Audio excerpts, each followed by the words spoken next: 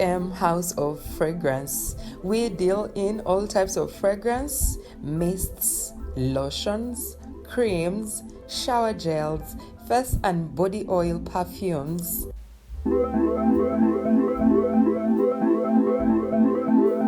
Contact us on 07043 00645 or 078 599 1435. We deliver to your place of convenience.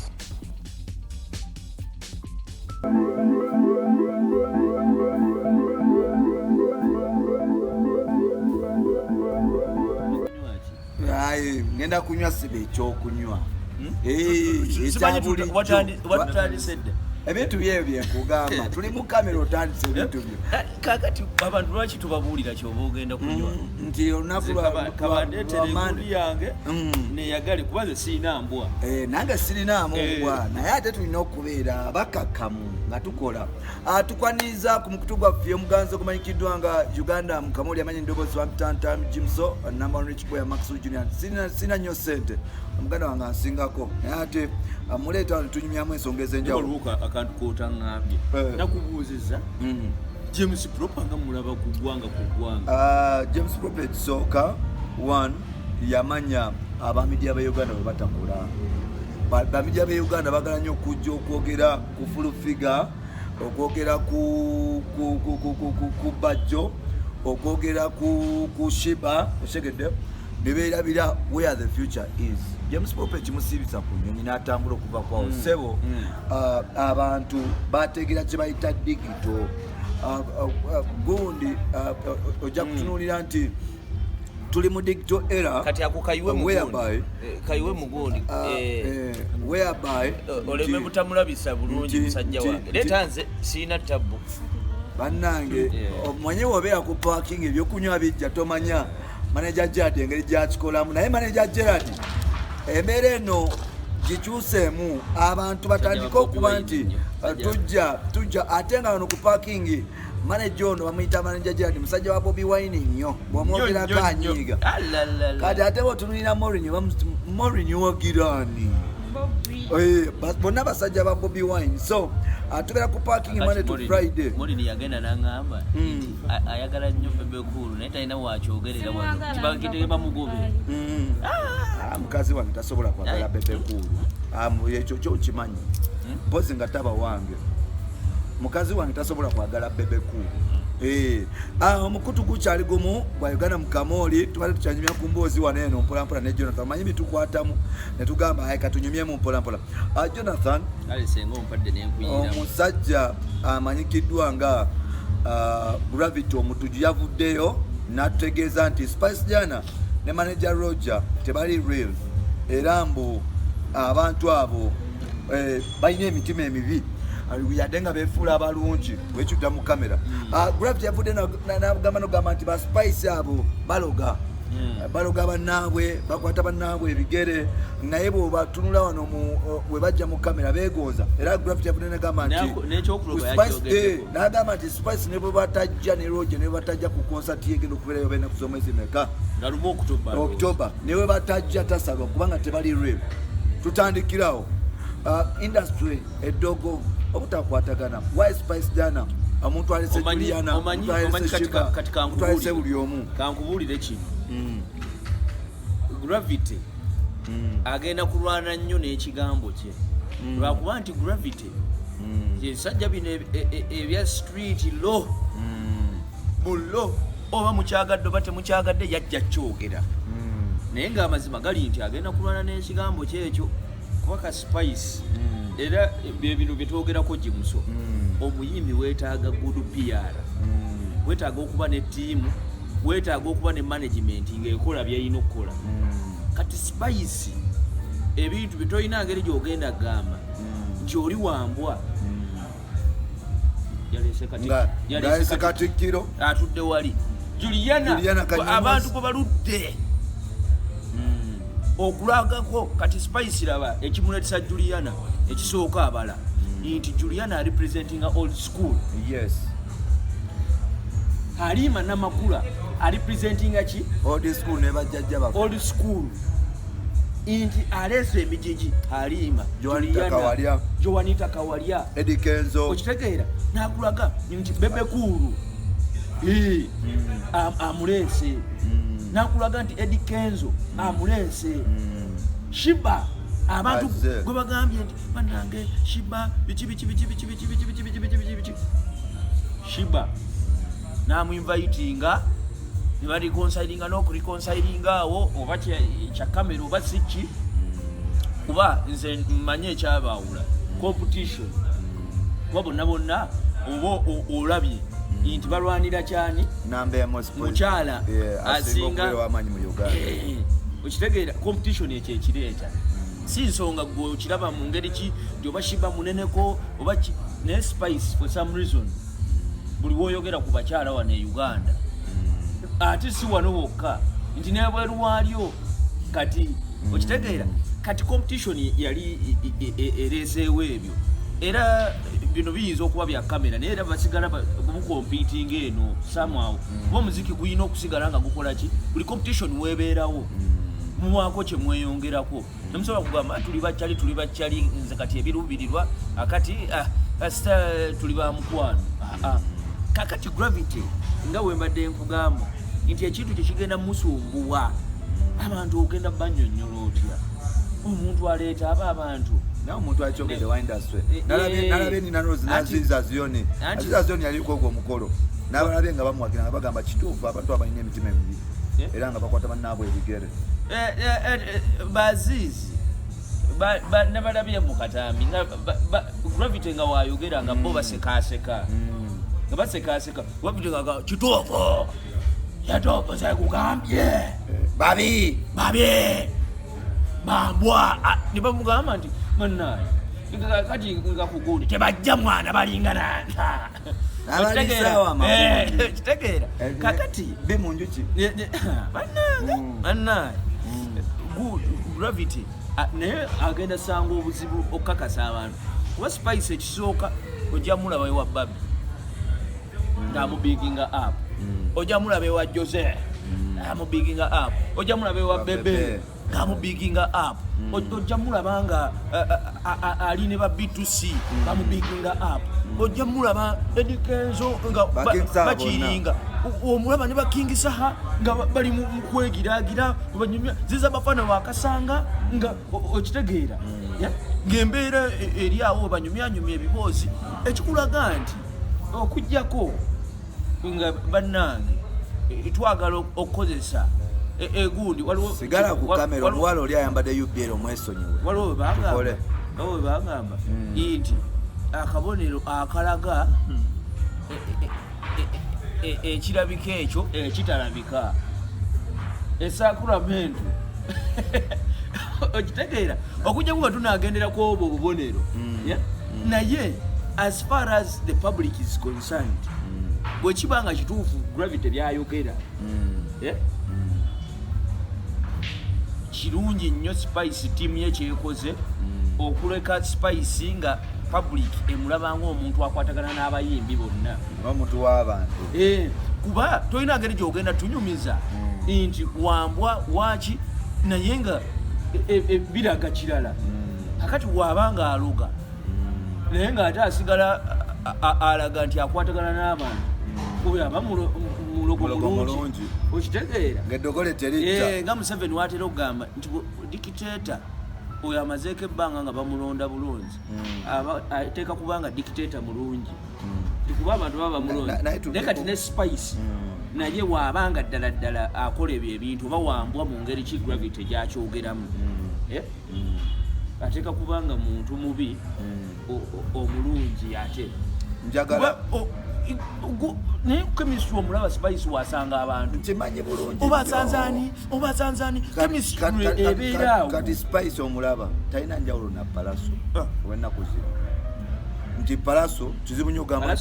nti si wambwa naye kizibu nnyo ogamba nti Palaso wambwa gravity yagambye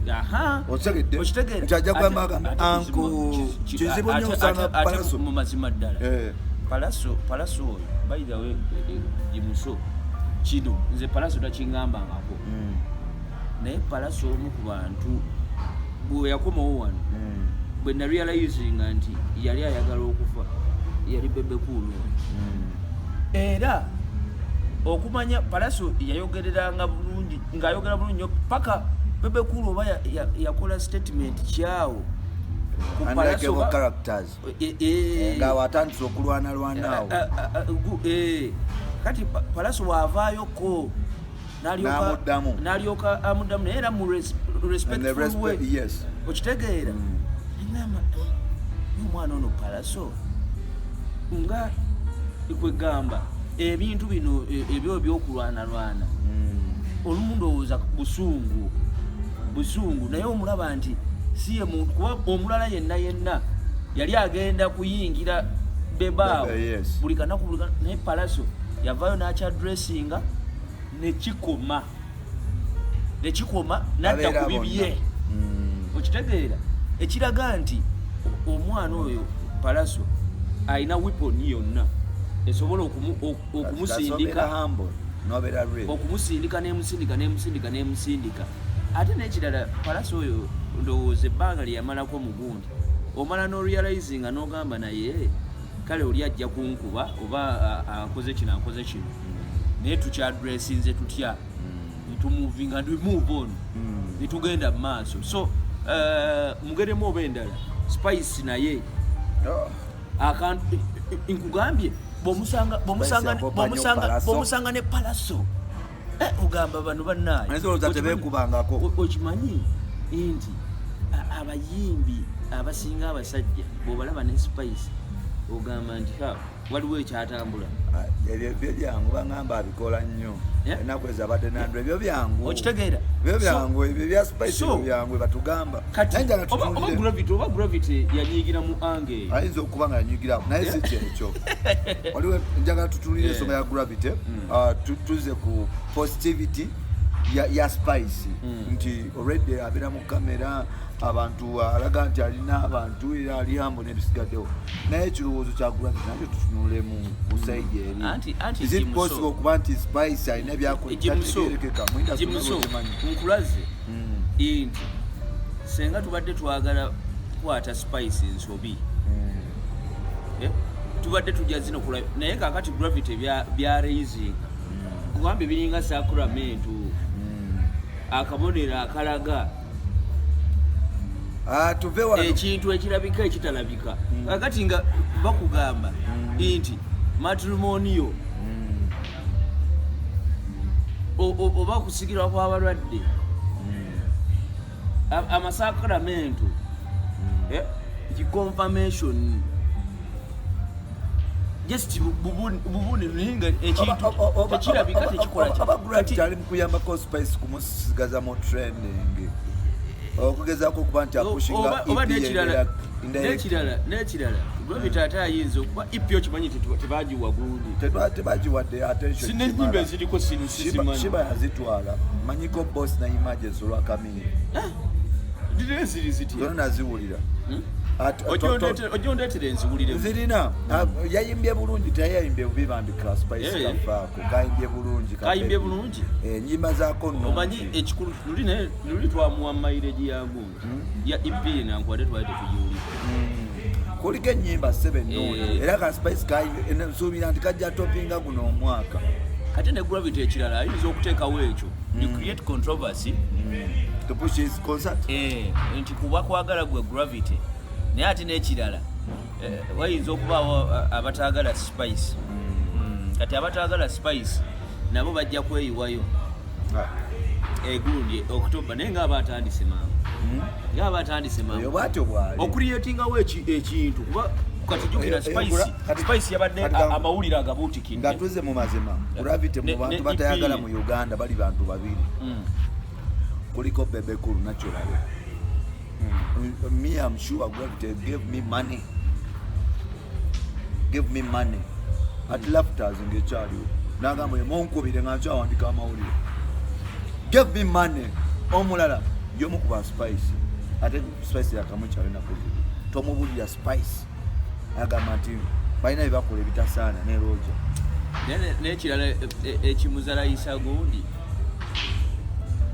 Bebe Kulu anti omanyi Bebe Kulu yalinako yamukola baali ku gundi ndowooza nansa naawo kafoche kali akalala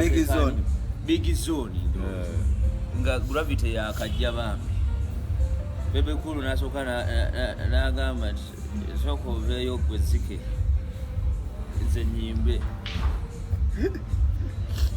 abantu n'ababuuza oba Zike liyimbe oba nze nnyimbe abantu automatically nga bagenda kugamba oh my god kakati teri muntu akola kintu ekyo kolooza lwaki Kenzo yawalananga nnyo Bebe Kulu omanyi ye ayogera nga ekimuliko he speaks freely kakati yagenda n'agamba ate bwanywamu nagenda n'agamba bamubuuza bebaali n'ensonyi nga tannanywa ono omwana omuwulira otya era wabanga aba eri ayinza osirikira ewantu oyo alina ensonyi nga tanyonywa Bebe kyemumanyiko ayinza osirikira ewantu naki naye gundi Kenzo bamubuuza naye Kenzo omuwulira otya omwana nga akubye stamina ekutte wansi ne waggulu ani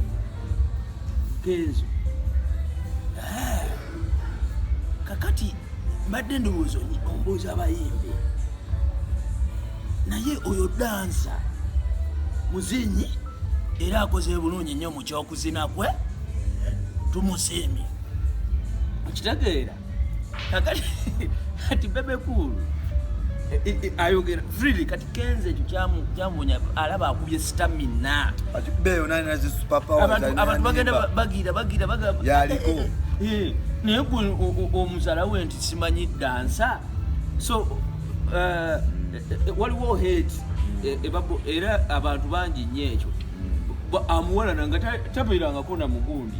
musaakozize naki Bebe wabanga akutegedde wano biki kyangu nnyo okukirikinga kati nga bawaiki bend abo olabanga bamubiginga apu bamusanga kulwensonga aba yakutegeererawo ne Bafana oyo yali amutegedde Bafana ye mukaamu kati Bafana waliwo yamubalira nti mukubo oyo ajja kuddiza yali Lokani kumbe yakula Lokani media takyaddiza Bebe oli Lokani nani awo mulala Lokani yali ng'ebiseera ebyo Bafana yalumbira Kamiri n'eggundi Lokani yagamba Bafana namugamba tobawa space otegedde naye nga bamubalira bubi kuba kati Kamiliyoni w'omukuba tajja kumalirako biseera Bebe Kulu yali ayinza okukola ki okubamalirako so Bebe Kulu yamusanga kutoka n'amulumba namugamba from Donnywood Sydney Scott agenda kuza naye teyaddamu kuza ne manager n'amutwala ebyaddala Bebe yamugambira yakivuga kati nze naliwo abantu bano kyebakola already babuildinga gundi connection ate n'ekirala balina abantu mu musaayi ng'oli muntu we